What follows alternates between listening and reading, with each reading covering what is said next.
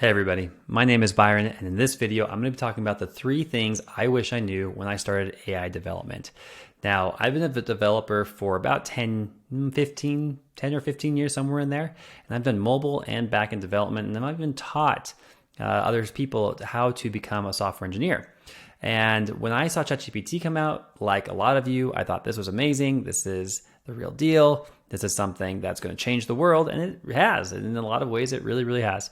And so I felt like I wanted to get into this space, and I learned a lot of lessons along the way, and I want to share some of those lessons with you. So today, here are my 3 things I wish I knew when I started AI development. So the first thing is that AI prototypes are only the first 2% of an actual project. Now that 2 is kind of arbitrary, but the idea here is that just because you can build a quick prototype that does something pretty impressive, you're not really that far along in your project just yet. There's a lot of things that go into a generative AI project that we don't often consider when we build prototypes. How do you evaluate the outputs? Which LLM are you going to choose? How do you have to change your prompts for each LLM? How are you going to observe how this project works? Or do you need to use agents? Do you need lots of other things that come into play that perhaps we don't think about when we just build something really cool because we send this prompt and it generates all this information and it looks correct, and there's a lot more to it. So if you're really excited and feel like you're super empowered, you should, because you really are. These projects, these LLMs that we use are incredible tools. But at the same time, just kind of take a dose of reality for a second and just realize that you have just scratched the surface. So that's my number 1. Number 2, start using the LLM's API directly before using a framework. So what do I mean by that? So let's say you want to use OpenAI's GPT-4, for example, and you want to use that for your project, but you also want to use LangChain or Llama Index or Crew AI.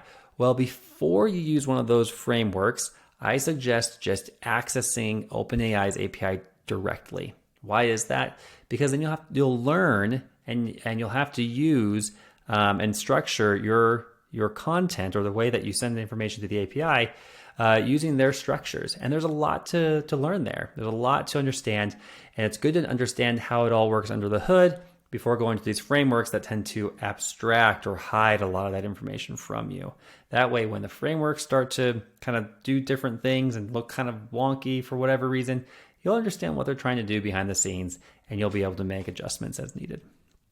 Okay, number 3, and this is an interesting one to kind of say, but I think it's worth saying.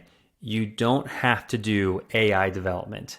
You don't. In this world, there are so many other technologies that are out there that you enjoy. And if you're like a React developer or like me, a mobile developer, and you enjoy those spaces, keep doing that. You don't have to get into this AI. This is this world that is getting a lot of hype right now, and that's what it is. It's a lot of hype.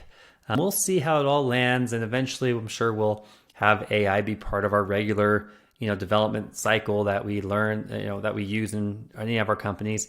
But you don't have to be the developer of AI. If you like React, you like mobile, you like anything else, and you want to just stay there, do it. Now, if you're like me and this looks exciting and you want to get into it, by all means, jump into it. It's a really, really fun place. I highly encourage people who want to get into this to do it.